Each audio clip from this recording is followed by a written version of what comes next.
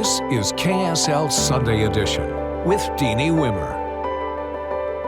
Good morning, and thanks for joining us on Sunday Edition, where we build up, inform, and celebrate Utah families and communities. Today, an issue that affects almost all Utah families, the cost of housing. Do you feel like the American dream is still possible? No. It seems I definitely think it's farther out of reach than it used to be. Getting our young people out of the basement and into the housing market, it's one of our state's top priorities. What's being done to try to make it more affordable, and bouncing back since the pandemic, how two Utah cities not that far apart are recovering very differently. And the annual KSL Give-a-thon, how the donations help give children the help they need in medical battles. We start this morning with the housing situation. A new ranking has Salt Lake City at the top of the list for being the worst for first-time home buyers. According to research company Construction Coverage, Salt Lake City places 49th out of 54. The low rankings are attributed to Utah's low percentage of small homes and high prices. Monthly mortgage payments take up more than 45% of the median owner's income, well above the national average. And other Utah cities like Provo, Logan, and St. George also ranked poorly for affordability. In response, Governor Cox is pushing to add 35,000 starter homes by 2028. And we'll show you how that's going.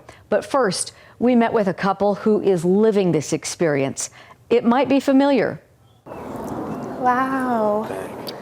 I love this. I know, me too. Macie Christiansen and Sage Ellis are engaged and looking for their first home.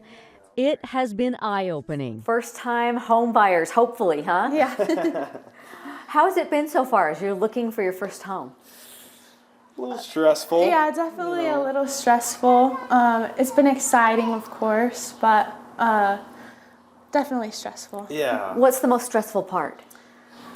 Probably just looking at the money, you know. Yeah. It's not really fun to see. Yeah, finding something in the price range as well as something that fits our needs. We're looking for something with a basement apartment to help pay for the mortgage. So finding something that accommodates that in our price range has been a little stressful. Give me an idea. You don't have to get specific, but what the homes you're looking at, how much are they running? Between like $550 and $650.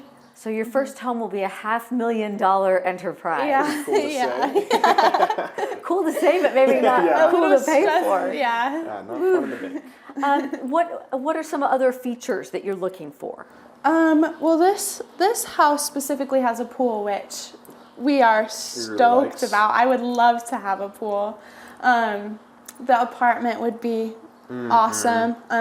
Definitely something that has 2 to 3 rooms seems comfortable for us. We're hoping to have a family in the future, so. But it doesn't sound like you're asking for anything extravagant or real hard to please, right? No, not really. Pretty simple stuff. Yeah. Is it frustrating? Yeah. Yeah, it's a little frustrating. Yeah. You just feel like you're working really hard and saving the best you can and trying to set yourself up for a good future, and it seems like the odds are kind of stacked against kids our age. It's hard to get there. It almost seems impossible to get there. Yeah. Right now, you're renting from your parents. What made you want to become home buyers? We felt a little frustrated that we're paying money each month and we're not really getting anything out of it except for a place to stay in the current, but not really something long term, or it's not an investment. So we're interested in buying a house so that at least we're putting our money towards something. Exactly. Yeah. Have you heard much about the governor's plan to build 35,000 starter homes? That is new. I have not heard of that. I mean, it's going to take years, but exactly. you know, their state leaders are aware of the problem that young people like you face, and they want people like you to be able to stay in Utah and to afford a home. Is that important to you to be able to stay here? Yeah, I would love to stay in Utah. Yeah. Love the mountains. Before we started looking, we just assumed we'd have to move out of state. And it was a little bit of a debate between us because we obviously want to stay close to our families, but it's hard to find something, and we felt like it wasn't possible. Give me an example of the sticker shock that you've seen. Yeah, you'll look at a house in Sugar House or Mill Creek, and it's $700,000, $800,000 for a 2 to 3, maybe 4 bedrooms if you're lucky, but nothing special or spectacular. You're just paying for the area and the like the neighborhood yeah. too. So, do you feel like the American dream is still possible? No. I definitely think it's farther out of reach than it used to be. It does seem a little unachievable. Like when you go to the grocery store and see you got 5 things and it's almost $100, it's a little unmotivating, and it's hard to think that it's possible to have a family and to live the American dream. So it definitely does seem unattainable. That's one of the things that some of the government leaders in charge of this housing plan have talked about, that it's in everyone's interest to make sure people like you can get homes still, because that's how you get engaged in your community, and that's how you pay taxes, frankly, property taxes and things like that. Do you feel like that people are aware of the difficulty for your generation? I think it depends on who you ask. I do think some of the older generations do see the struggle and realize that when they were our age, it might have been financially a little less stressful. I think that financial stress is always there, but I think for the most part, people are aware that it's an issue, and that our generation and the younger generations are at a disadvantage. What did you think of what you saw here?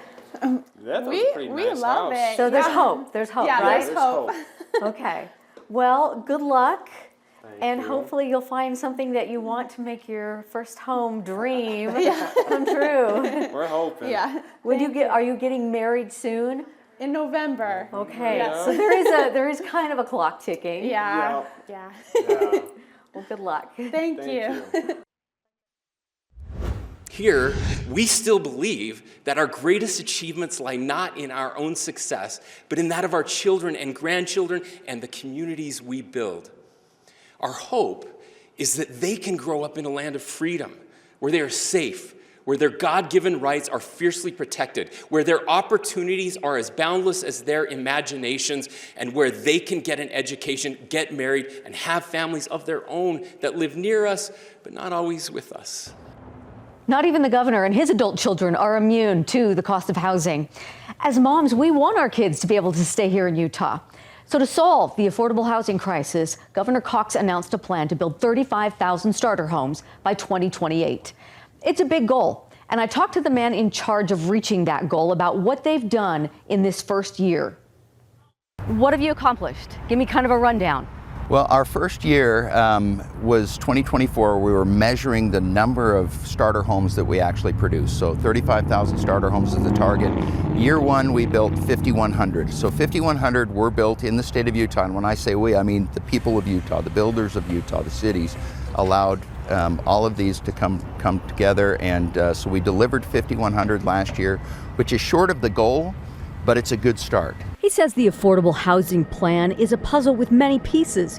They've added a piece to now include starter condos as part of the least expensive option for first-time buyers. I was hired, and at the introductory press conference, I looked across and there was a poster saying, we're going to build 35,000 starter homes in 5 years. And I thought, wow, I wish they would have told me that. I did the math, and it's 0.8 per hour for 5 years straight. Yeah, 19 per day.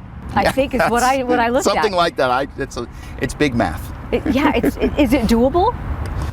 It's doable. It is a stretch. I mean, 5,100 is a really good start. We have a lot of momentum around delivering home ownership opportunities to our kids and grandkids, and that's really what we're missing. Condos haven't been built in large scale in our country for about the last 15 years, and there's some reasons for that. from liability standpoint, lenders. There's some real things behind that. We think we've solved a lot of those issues to create opportunity now for developers to look at starter condos again, and to really find opportunities like this site here where you could put in an infill starter condo project. You give people the lowest bar of entry into home ownership. So there's really some momentum behind it. Another piece, access to inexpensive land. New legislation provides surplus UDOT lots that now sit vacant to become condo developments. This map shows dozens of lots like this along the Wasatch Front. When I look at this lot, I see a vacant lot by a freeway. What do you see when you look at it? Opportunity. How many? There are literally thousands of parcels like this across the state. How many people drive by this particular lot every single day? And a lot of them are owned by government entities that at the time they bought them were critical to right-of-way expansion. But we're not really good on the back end of figuring out what we ought to be doing with them next. Various state agencies, school districts, universities, everybody owns property that is not being put to its most productive use. How many condos could you put in a spot like this? Well, this is about 1.5 acres, so at 50 units to the acre, which is significant density but doable, you could get up to 75 units on this particular piece of ground. But that's what the private market is going to come and tell us. We're not going to dictate you have to build this many. We don't want to get in between the marketplace and the buyers and really manipulate the market in an unhealthy way. We just want to create opportunity so that developers can come in, they can do their work, price their product, and because of the savings that we're inputting as a state, those savings get passed on ultimately to the end purchasers, and that's the goal. There are many financial pieces. The state will provide low-interest loans for buyers and developers, but only those developers who agree to have fixed profits. They're not going to make as much money doing starter projects as they will with $1 million homes or $700,000 homes. So we're asking them to come in and contribute to the solution, and we're capping their profit, and we're saying, we need you to participate in this. And we have great developer partners. We have people in the state that want to help. Their kids are in their basements as well. And so we're all living this experience right now. How big of a challenge is the pushback on high density? It's a huge challenge. There's so much localized opposition to density, to change, to any kind of impact, and there's fear in that. And it's real fear, and it's based in real reality, and it's emotional, and so it's really, really tough for our local communities to get past that. And so our hope is that as a state we can participate in that discussion. We can create solutions that will allow them to do what they need to do for their community, but allow us also to look at the bigger picture and say, as a state, we have a significant problem. We have thousands of families that don't have places to live. We have kids growing up that have to move to Tennessee or Ohio or Alabama to start the American dream. The governor told mayors and municipal leaders yesterday that the future of our state hinges on fixing this problem. 100%. It keeps me up at night. The thought of having an entire generation frozen out of the opportunity to build wealth and generational equity 40, 50 years down the road, that is an absolute travesty. And that hurts all of us, even those who already have homes. The best stability obviously comes from homeowners. We've been renters, most people, and you know how you feel when you're a renter. You're like, hey, I'm here for a while and then I'm out of here. As homeowners, you really put roots down and you really care about the long-term value in your community, which is, again, why we're having such a challenge right now building additional houses, because people care. They care about what they have and where they live. And so stability is the goal. We'll keep you posted on that plan. Now, from mortgages to rent, a new analysis from real estate company Zillow shows a Salt Lake City renter needs to make just under $70,000 to afford living here. That's roughly $11,000 less than the national average. But Zillow says rent in Salt Lake City increased by 34% since April 2020, and that far outpaces wage growth.